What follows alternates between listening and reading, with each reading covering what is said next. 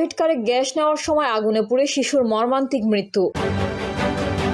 আগে প্রয়োজনীয় সংস্কার, পরে নির্বাচন, বললেন জামায়াত আমির।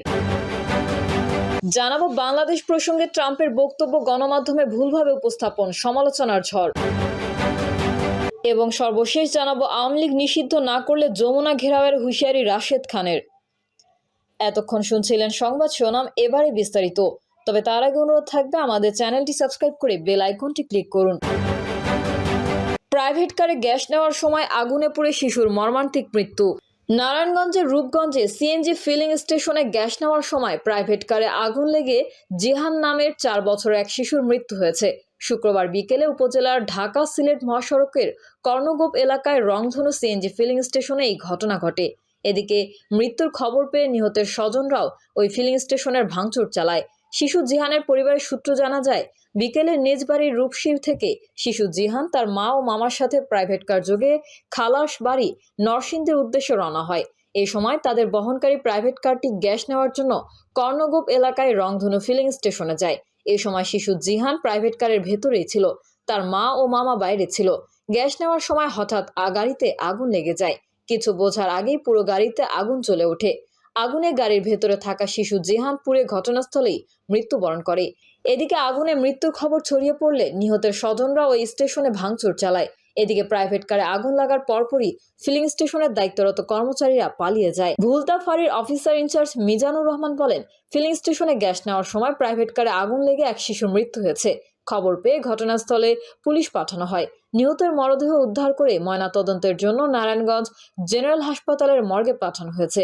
এই ঘটনায় আইনগত ব্যবস্থা প্রক্রিয়াধীন। আগে প্রয়োজনীয় সংস্কার, পরে নির্বাচন, বললেন জামায়াত আমির। প্রয়োজনীয় সংস্কারের পর নির্বাচন দিতে হবে বলে মন্তব্য করেছেন জামায়াত আমির ডক্টর শফিকুর রহমান। তিনি বলেন, নির্বাচন অবশ্যই হবে, কিন্তু যেনতেনভাবে নির্বাচন হতে দেওয়া যাবে না। নির্বাচনের মতো নির্বাচন চাই, সুষ্ঠু নির্বাচন চাই। তবে নির্বাচনের পূর্বে ভোটার তালিকা সংশোধন করতে হবে, ভুয়া ভোটার বাদ দিতে হবে, মৃত্যুবরণকারী ভোটারের নাম বাদ দিতে হবে। ভোটারের যোগ্য হয়েছে এমন সকলকে ভোটার তালিকায় অন্তর্ভুক্ত করতে হবে। আগে প্রয়োজনীয় সংস্কার করতে হবে, পরে অবাধ সুষ্ঠু নির্বাচন দিতে হবে।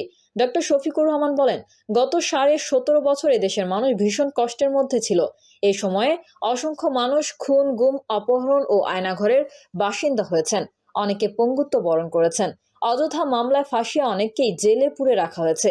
অনেকে চাকরি ব্যবসা হারিয়েছেন। অনেকের বাড়িঘর ধ্বংস করে দেওয়া হয়েছে। বাংলাদেশ জামায়াত ইসলামীর উপর বাড়তি জুলুম করা হয়েছে। এক এক করে জামায়াতের 11 জন শীর্ষ নেতাকে নির্বিচারে হত্যা করা হয়েছে। বিচারের নামে তামাশা করে কাউকে দেওয়া হচ্ছে ফাঁসি, কাউকে ঠেলে দেওয়া হচ্ছে মৃত্যুর দিকে। তিনি আরো বলেন, আপনারা লক্ষ্য করেছেন, বাংলাদেশ জামায়াত ইসলামীর কেন্দ্রীয় কার্যালয় থেকে শুরু করে জেলা, উপজেলা তথা ইউনিয়ন কার্যালয়গুলো পর্যন্ত তালা বন্ধ করে রেখেছে। জামায়াত একমাত্র দল যে দলের নিবন্ধন কেড়ে নেওয়া হয়েছে। দুঃখের বিষয় হলো, ফ্যাসিবাদ আপাতত বিদায় নিয়েছে, কিন্তু নিবন্ধনটি আমরা এখনো ফিরে পাইনি। এখনো সেই নিবন্ধন ফিরে পেতে আইনি লড়াই চালিয়ে যেতে হচ্ছে। এটি বাংলাদেশের জন্য লজ্জার বিষয়। আমাদের দেশপ্রেম ও ফ্যাসিবাদের কাছে মাথা নত না করার কারণে আমাদের নিবন্ধন কেড়ে নেওয়া হয়েছিল। আমাদের নিবন্ধনটি ফ্যাসিবাদের পরিবর্তনের সাথে সাথে দিয়ে দেওয়া উচিত ছিল। জামায়াত আমির বলেন, মিথ্যা মামলায় যত নেতৃবৃন্দকে আটক করা হয়েছিল একে একে সকলেই মুক্তি পেয়েছেন। কিন্তু দুঃখের বিষয়, বাংলাদেশের জামায়াত ইসলামীর তৎকালীন ভারপ্রাপ্ত সেক্রেটারি এটিএম আজহারুল ইসলামকে এখনো মুক্তি পাননি। জনতার দাবি, তাকে এখনই মুক্তি দিতে হবে। ক্ষমতাচ্যুত শেখ হাসিনার সরকারের সমালোচনা করে তিনি বলেন, যারা জনগণের সম্পদ লুটে গত 15.5 বছর আমাদের দেশ থেকে 26 লক্ষ কোটি টাকা বিদেশে পাচার করেছে, তারা এই দেশকে নিজের দেশ মনে করে না। তারা রাজনীতি করে বাংলাদেশে, বউ বাচ্চাকে পাঠিয়ে দিয়েছে বিদেশে। কানাডায় তারা বেগমপাড়া গড়ে তুলেছে। বাংলাদেশের মানুষের সম্পদ তারা চুরি করে নিয়ে গেছে, অথচ তারা অন্যদেরকে চোর বলতো। শেখ হাসিনা সকল চোরদের মা, এবার মাও পালিয়েছে, চোরেরাও পালিয়েছে। শেখ হাসিনার সময়ের বিচার ব্যবস্থার সমালোচনা করে ডক্টর শফিকুর রহমান বলেন, হাসিনার সময়ে বিচারকরা আদালতে বসে বিচারের নামে এক একজনের বিরুদ্ধে হত্যা রায় দিয়ে রাতে গিয়ে টেলিভিশনের টকশোতে বসে গর্ব করে বলতো, আজকে নিজামীকে, কালকে গোলাম আজমকে, পরশুদিন সাইদিকে মৃত্যুদণ্ড দিয়ে আসছি। এদের মধ্যে কেউ কেউ বলতো, আমরা শপথবদ্ধ রাজনীতিবিদ। বিচারকের চেয়ারে বসে যারা রাজনীতিবিদ হওয়ার স্বপ্ন দেখে সেই জাতির কলঙ্ক, সেই বিচারক হতে পারে না। তিনি নরসিংদীর জনগণের দাবির সাথে একাত্মতা পোষণ করে নরসিংদীতে একটি মেডিকেল কলেজ প্রতিষ্ঠার জন্য বর্তমান অন্তর্বর্তী সরকারের প্রতি আহ্বান জানান। বাংলাদেশ প্রসঙ্গে ট্রাম্পের বক্তব্য গণমাধ্যমে ভুলভাবে উপস্থাপন, সমালোচনার ঝড়। ভারতের প্রধানমন্ত্রী নরেন্দ্র মোদীর সঙ্গে বৈঠকে যুক্তরাষ্ট্রের প্রেসিডেন্ট ডোনাল্ড ট্রাম্প বাংলাদেশ প্রসঙ্গ নিয়ে যে বক্তব্য দিয়েছেন তা ভুলভাবে উপস্থাপন করে সংবাদ প্রকাশ করেছে প্রথম সারির একটি জাতীয় দৈনিক সহ বেশ কয়েকটি গণমাধ্যম। এই নিয়ে সোশ্যাল মিডিয়ায় সমালোচনার ঝড় বইছে। অনেকেই বলছেন ইচ্ছাকৃতভাবে এই ধরনের বিভ্রান্তিকর শিরোনাম করা হয়েছে যাতে জনমনে ভুল বার্তা যায়। গণমাধ্যমে এই ধরনের বিভ্রান্তিকর খবর প্রকাশের বিষয়টি নজরে এনেছেন আইন উপদেষ্টা আসিফ নজরুল। তিনি ঢাকা বিশ্ববিদ্যালয়ের আইন বিভাগের সাবেক ছাত্র সায়েদুল আবদুল্লাহর একটি স্ট্যাটাস নিজের ভেরিফাইড পেজে পোস্ট করেছেন। একই পোস্ট ফেসবুকে শেয়ার করেছেন প্রধান উপদেষ্টার প্রেস সচিব শফিকুল আলম। সায়েদ আবদুল্লাহর পোস্টটি ইতোমধ্যে সোশ্যাল মিডিয়ায় ছড়িয়ে পড়েছে। ভাইরাল ওই পোস্টে সায়েদ আবদুল্লাহ বলেন, ডোনাল্ড ট্রাম্প এবং মোদির বৈঠকে বাংলাদেশ প্রসঙ্গে ট্রাম্প যা বলেছে সেটাকে কয়েকটা মিডিয়া ভুল ভেবে প্রচার করেছে। ডেইলি স্টার বাংলা ভার্সনে যেমন হেডিং দিয়েছে, বাংলাদেশের বিষয়গুলো মোদির হাতে ছেড়ে দিচ্ছি ট্রাম্প। ডেইলি স্টারকে দেখা দেখে আরো কয়েকটা মিডিয়াও একই টাইপ মিসলিডিং শিরোনাম দিয়েছে। তাদের এসব শিরোনাম দেখে এবং নিজের নিউজ দেখে মনে হচ্ছে ট্রাম্প যেন মোদিকে দায়িত্ব দিয়ে দিচ্ছেন বাংলাদেশ ইস্যু ডিল করার জন্য। তিনি বলেন, আপনারা যারা এই নিউজটা করবেন খুব মনোযোগ দিয়ে অনলাইন থেকে ওই ভিডিওটা দেখবেন। ইংলিশের উপর মোটামুটি লেভেলের দক্ষতা থাকলেই বুঝবেন সেখানে কোন প্রেক্ষাপটে এবং কিভাবে কনভারসেশন চলছিল।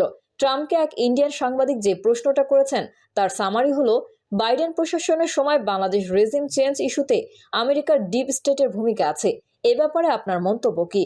উত্তরে ট্রাম্প বলেছে, না, আমেরিকা ডিপ স্টেটের কোনো ভূমিকাই নাই। এবং তারপর চোখে মুখে বিরক্তি নিয়ে মোদির দিকে ইঙ্গিত করে ট্রাম্প বলেছেন, বাংলাদেশ ইস্যুতে ওই প্রশ্নের উত্তরটা মোদির উপর ছেড়ে দিলাম।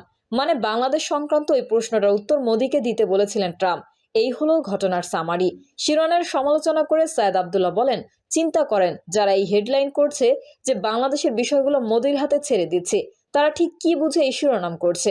অন্যদের কথা বাদ দেই, daily star English to Bangla অনুবাদ পারে না, এটা আমি বিশ্বাস করি না। ইচ্ছাকৃতভাবে এভাবে জনগণকে ম্যানিপুলেট কেন করতে চান তার আপনারা? আর অন্য যেসব মিডিয়া এই টাইপ কাজ করতেছেন, জাস্ট ধূপধাপ কপি পেস্ট না করে একটু কনভারসেশনটা শুনে আসুন, শুনে তারপর খবর প্রকাশ করুন। তিনি আরো বলেন, এখন কিন্তু আর ওই যুগ নাই যে যেমন খুশি তেমন মিস ইন্টারপ্রেট করে জনগণকে যা গেলাইতে চাইবেন জনগণ সেটাই গিলবে। অনেক সুযোগ সন্ধানী লোকজন আছেন যারা এই খবরটা ম্যানিপুলেট করে জনগণকে বিভ্রান্ত করতে চেষ্টা করবে। দেশপ্রেমী সাংবাদিক ভাইদের প্রতি অনুরোধ জানিয়ে সায়েদ আবদুল্লাহ বলেন, আপনারা সত্যটা প্রচার করুন এবং সঠিক সংবাদ পরিবেশন করে সবার কাছে প্রকৃত সত্যটা উপস্থাপন করুন। এতে করে যারা মিসলিডিং শিরোনাম দেখে বিভ্রান্ত হয় তা থেকে সচেতন থাকতে পারবে। ট্রাম্পের বক্তব্যের বিভ্রান্তিকর শিরোনামের সমালোচনা করেছেন বিএনপির চেয়ারপারসনের ও সাবেক প্রধানমন্ত্রী